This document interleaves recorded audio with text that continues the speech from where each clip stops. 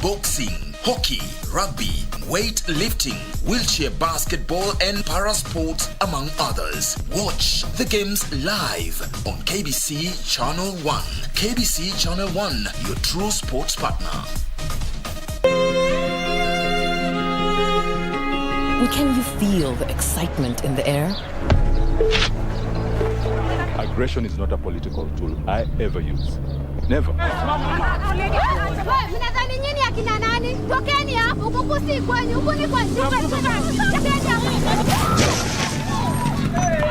Buddha, tulia.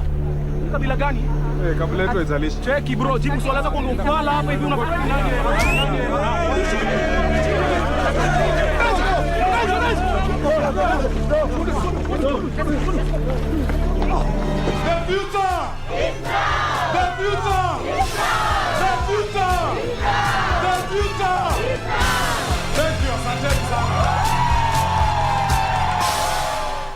Hey Ali, I heard you escaped from the Al-Shabaab. How did you end up there? Well, a friend of mine, Juma, promised me that I could get a good job. And since I was jobless, I thought, why not? So one day I met a contact who organized for my transport. And upon arrival, he took me to my new place of work. But as we went, I realized something was wrong. Where exactly are the offices? Don't worry about that. You will soon find out. Next thing I knew, I was apparently reputed to fight for Al-Shabaab. Something I was not prepared for. It was evil. After a few days, I couldn't take it anymore. This is not what I signed up for.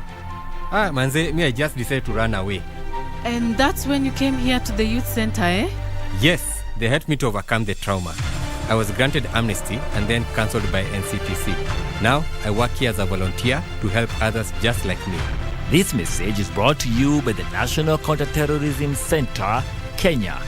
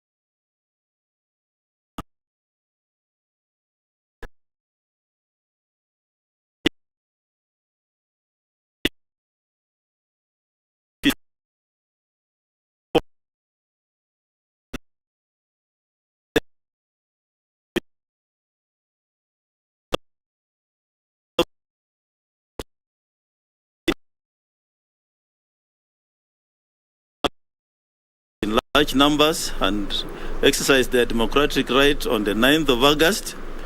While addressing members of the press in Nairobi, the duo flanked by Director of Criminal Investigations DCI George Kinoti urged Kenyans to be calm. It also come to our attention that there are some people who are going around in a few areas buying IDs from voters.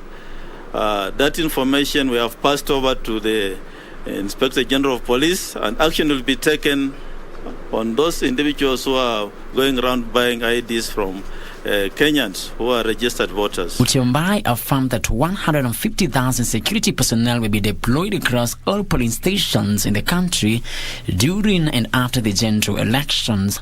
Chebukati, while assuring of a credible exercise, said there was no need to create tension among citizens. And speaking separately during a security meeting with local administrators in Suna West Sub-County within Migori County, Principal Secretary in charge of Interior Coordination Karanja Kebicho confirmed government's commitment to a peaceful election by providing the electoral agency with maximum reinforcement. Kutakuwa na vurugu juu deployment imekuwa sawa, na kama tunavyosema mara nyingi kwa nyingi, kazi ya uchaguzi si kazi yetu, hiyo ni kazi ya IBC. Kazi yetu ni kuwapea ile support wanahitaji kwa polling centers, kuhakikisha kuna deployment ya polisi na pia watu wetu wa ngao. Frederick Mwokifu Prime Edition. Let's take a break, but when we come, I see Khalid was in Meru County. He has the details on the deputy president and his campaigns in Meru. That and more coming up shortly.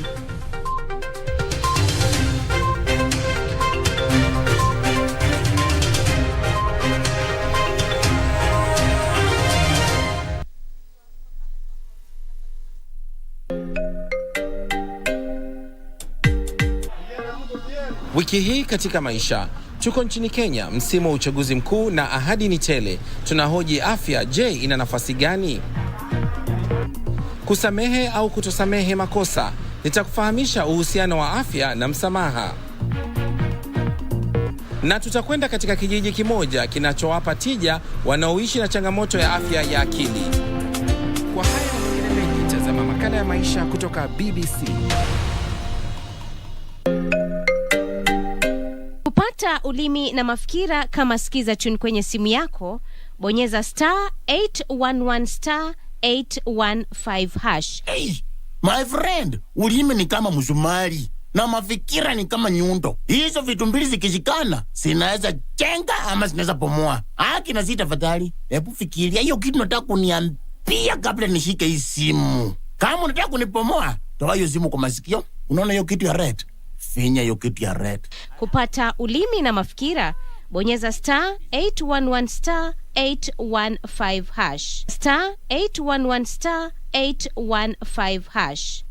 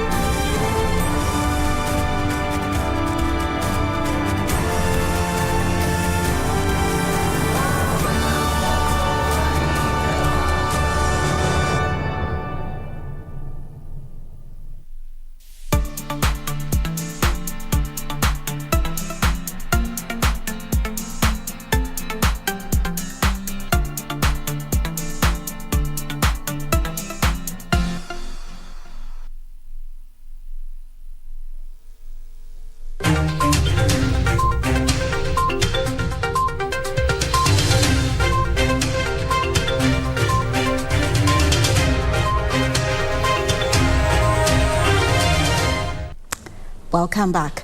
Now, United Democratic Alliance presidential candidate William Ruto says that his bottom-up economic model has stipulated a raft of measures he says were aimed at improving the lives of ordinary Kenyans and ensuring their lives are above the poverty line. The Kenya Kwanza team, led by Deputy President William Ruto, camped in Meru County, promising to revive the ailing economy if they win the August 9th general election. With 11 days to the August polls, the political class are on the home stretch as they woo voters to their side. Deputy President Dr. William Ruto led the Kenya Kwanza Brigade in a campaign trail to woo voters in counties of Meru, Embu and Tharaka Nithi. Ruto urging Kenyans to make a choice that will liberate them from issues facing them 59 years after independence by offering equal opportunity for everyone. Tarehe 9 mwezi wa 8, ile manifesto tumepanga, tumesema agenda yetu number 1, tunapunguza gharama ya maisha kwa kusaidia mkulima, tupunguze gharama ya mbegu, tupunguze mbolea kutoka 7,000 mpaka shilingi 2,000, tuzalishe chakula ya kutosha ndio tuweze kuondoa aibu ya njaa katika taifa letu la Kenya. The DP said the Kenya Kwanza Alliance has a Marshall Plan that will help create employment for the youth. Sisi tumesema tunaweka hazina maalum ili tuinue kila Mkenya kutoka chini tuende juu tukiwa pamoja. Kutoka bottom. Leaders who accompanied him urged the electorate to vote for their presidential candidate, claiming he has a good agenda for Kenyans. Twende kwa debe, tuchague rais ambaye amelala njaa, ambaye amepitia shida zile wananchi wa kawaida wanapitia, ambaye ametembea bila viatu, ambaye anaelewa shida ya Mkenya. Na huyu si mwingine ni William Samoei. Hapa Tharaka tumeamua kura ni ya William Samoei. We are 75,000 registered voters. Tunakupea 70,000. Hii 5 ni vile utu watakosa, wengine wamekufa.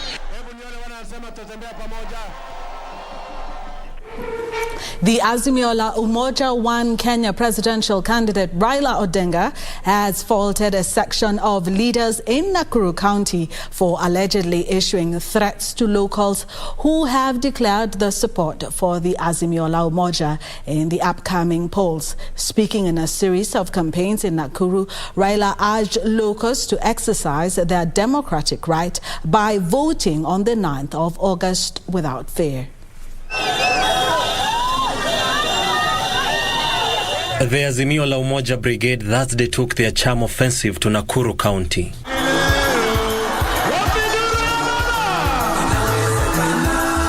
It is here that the coalition flag bearer Raila Odinga hit out at leaders allegedly instilling fear to Kenyans due to their political inclination. Kwa hivyo uchaguzi wa mwezi ujao ni uchaguzi kwanza kabisa ya kuua ofisadi. Ndio sababu leo tunatangaza hapa vita dhidi ya ofisadi. Ni timu gani unaweza amini? Ni Raila au ni wale wengine?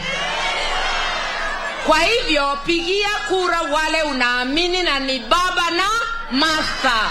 Baba na Martha.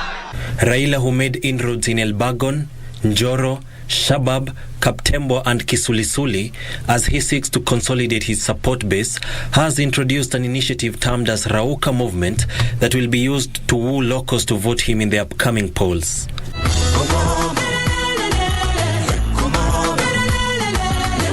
Azimio la Umoja Deputy Presidential candidate Martha Karua, on the other hand, said if the party ascends to power, fighting corruption will be their top priority. Penda jirani yako vile wewe mwenyewe. Kujipenda ni kulinda mali yako na mali ya umma, ndivyo iweze kutumikia sisi sote. The two leaders went bare knuckle on UDA Deputy Presidential candidate Rigathi Gachagua after the court found him guilty on corruption allegation. Ufisadi adui mkubwa ya Wakenya. Usipoua ufisadi, Kenya hawezi kuinuka. Kenya itazidi kubaki kama nchi fukara. The Azimio leaders urged locals to back their Raila presidential bid, saying his administration can be trusted with the development vision of the country. Tumetembea Pwani, simnaona 01. Tumetembea Northeastern, tumetembea Ukambani, Western, Nairobi, Nyanza, Bonde, huko ni ngome ya baba. Mimi naomba kwa heshima, ikifika tarehe 9, muamshane mdogo kwa mkubwa. Sawa sawa, turauke mapema. Tuseme rais wa 5 wa Jamhuri ya Kenya ni Raila Amolo Raila Odinga na William Ruto ni kama usiku na mchana. Imebaki siku 10 peke yake. Imebaki siku ngapi? Siku ngapi? Wangapi wako tayari kupigia baba kura baada ya siku 10? Na msitishwe. Mimi nasema msitishwe. Mutasitisha nyinyi. Msitishwe. Baba. Baba. It is the political season, just as you have seen from both political parties. Azimio right there in Nakuru, and Deputy President William Ruto right there also in Meru. And I would like you to get to know your candidates a little bit. We started on Monday with Raila Odinga. Today, let us have a look at the running mates. William's Ruto running mate, that is Godfrey Rigathi Gachagua. He did start the bulletin with his story. He was born in 1965 in Madeira constituency in Nyeri, and he enrolled in primary school 1971, and in 1985 to 1988 he enrolled also in Nairobi University, where he studied Bachelor's of Arts in Political Science and Literature. And after his university, he did also head the Nyeri District University Students Association during his university time. But a lot of times we hear people talking about how his political career started, and when he started working in government. He first did have a short stint, and this is something you don't really hear people talking about, but he did have a short stint working as an assistant secretary in the Ministry of Home Affairs and National Heritage just for 1 year between 1989 to 1990. And in 1990 he was recruited as a DO. This is what a lot of times people talk about.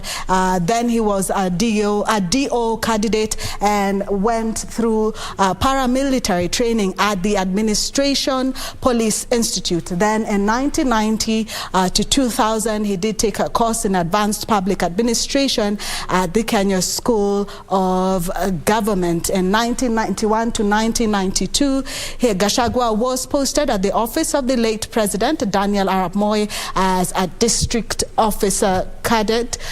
This is something that people really talk about when they're talking about his career. He also did serve as a provincial administration district officer for 14 years in various stations, including Kirinyaga, Kiambaa, Limuru, Kakamega, and Garissa. He also did work as a personal assistant to then the Minister for Local Government, that is President Uhuru Kenyatta. And in 2017, Gachagua was elected as the current member of Parliament. Gachagua, together with other legislators who decamped from Jubilee Party, formed together with the Deputy President UDA, and we saw on 15th May just recently, just a few weeks ago, Rigathi was nominated as the running mate to UDA presidential candidate. Let us now have a look at George Wajakoyo's running mate, that is Justina Wamae. She did become very popular, especially after the debate. Born in 1987, she is actually the youngest running mate, the first born in a family of 2 siblings. Did school right here in Nairobi, Kilimani Primary School, then later joined Limuru Girls High School. In university, she studied IT from Daystar University. She does also have a master's degree in procurement and logistics, and ventured into politics. I remember seeing her as early as 2017 in active politics as chairperson of the Warembo wa Uhuru back then. She did lose the primaries in 2017 for the Mavoko parliamentary seat, and in 2017 she vied for Mavoko MP seat as an independent candidate and lost to Wiper's Patrick Macau. She did apply in 2022 for Roots Party running mate position and won. The 35-year-old currently manages a construction company based in Utawala and Nairobi. She is married to Alex Kanyi and they have 3 children. That's a little bit about our candidates. For now, let us have business that is coming up shortly after the break. Okay, time for business. We won't be taking that break. Instead, we will take up the business stories for you for the day, where Kenya and the United Arab Emirates have started talks on an economic partnership agreement that involves a number of sectors such as the digital space, tourism and pharmaceutical in efforts to grow trade volumes. Trade Cabinet Secretary Betty Maina says that apart from the economic partnership agreement, it involves Kenya using the United Arab Emirates as an export corridor for horticultural produce. In 2021, Kenya exported goods worth 34 billion shillings to the United Arab Emirates, while imports from the Middle East nation increased 93.5% to 141 billion shillings on account of shipment of petroleum products. Kenya and the United Arab Emirates have started economic partnership agreement talks involving renegotiation of trade tariffs, elimination of double taxation in efforts to boost trade. We have concluded double taxation agreement with the United Arab Emirates. So we believe we have the building blocks that will support businesses, Kenyan businesses, UAE businesses. Kenya is seeking to leverage the United Arab Emirates as a re-export corridor for horticulture produce, while the Middle East nation plans to use Kenya as a launchpad to the larger East African markets. As part of our diversity and our trade and investments, we're looking at Kenya as one of the huge market potential for the UAE to penetrate the African market with the agreements that you mentioned, the African continent free trade agreements, the EAC agreements. I think we really need to expand our footprint into such a large market. It's a large consumer base, and therefore it's really critical that Kenya is present. It imports a lot of things that Kenya makes. Talks with the UAE comes weeks after Kenya signed a deal with Saudi Arabia involving importation of cheaper fuel in a bid to lower pump prices. Benson Joba reporting for Prime Edition. The economy is projected to grow by 5.4% in the second half of the year, driven by wholesale and retail trade, manufacturing and services sector. This is according to Central Bank Governor Dr. Patrick Njoroge, who has brushed aside concerns about the upcoming general election affecting the economy. The economy is expected to remain resilient to expand 5.4% between this month and December as output rises. Central Bank Governor attributes the projected strong performance of the economy to growth in the wholesale and retail trade at 20%, manufacturing at 28%, and accommodation and food services sector. That notwithstanding, the leading indicators for Q2 point to continued good performance, even against the uncertainties for the related to, let's say, the political calendar. And I think taken together and looking at various indicators, the economy is expected to remain resilient in 2022 at 5.4%. That is our current estimate. On subsidies, Dr. Patrick Njoroge noted that while the intervention deployed by the government to address the cost of living is a welcome move, the sustainability highly depends on the fiscal space that is available, adding that in the long run, the interventions are not feasible. So it's an expenditure that is for these subsidies, which has to be balanced against other expenditures. And that's why in the long run, it is not viable. He allayed concerns over a shortage of small notes, saying in July alone, CBK supplied the notes of 100 shillings worth 2.1 billion shillings. Caroline Jenga for Prime Edition.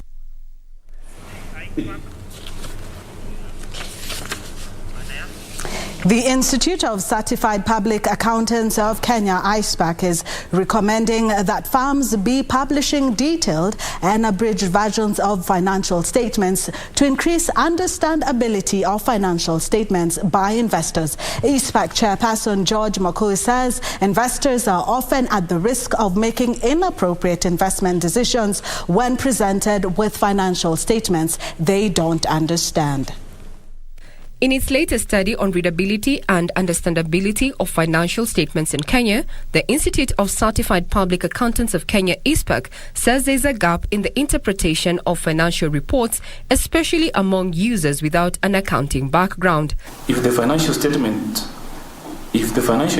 information is too complex for a user to understand, despite having adequate knowledge of the entity and accountants in general, then this would undermine the reliability of the whole financial statements, because users will be forced to base their economic decisions on undependable information. Users are encouraged to engage registered professionals, that is, to engage CPAs for purposes of interpretation of financial statements. While the situation has created a need for professional services, ICPAC urged companies and regulators to ensure financial statements are prepared using less jargon to be easily understood.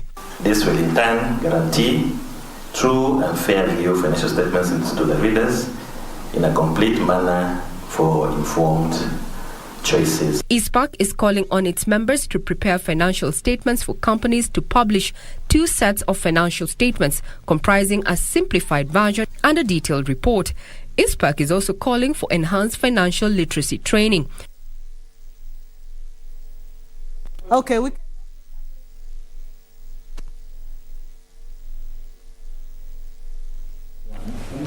That's it for business, but we are about to change gears with sports coming up shortly after the break.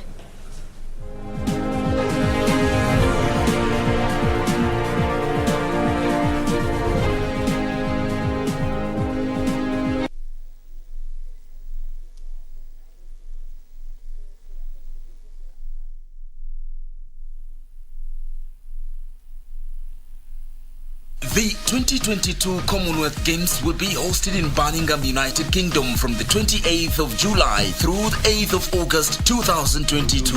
Team Kenya is set to make its 17th appearance at the Games. Kenya will contest for medals in several disciplines, among them athletics, boxing, hockey, rugby, weightlifting, wheelchair basketball and para-sports, among others. Watch the Games live on KBC Channel 1.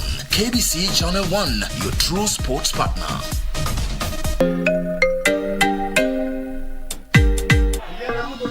Wiki hii katika maisha, tuko nchini Kenya, msimu wa uchaguzi mkuu na ahadi ni tele. Tunahoji afya, je, ina nafasi gani?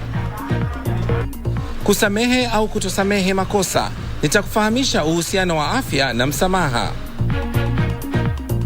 Na tutakwenda katika kijiji kimoja kinachowapa tija wanaoishi na changamoto ya afya ya akili. Kwa haya na mengine mengi, tazama makala ya maisha kutoka BBC.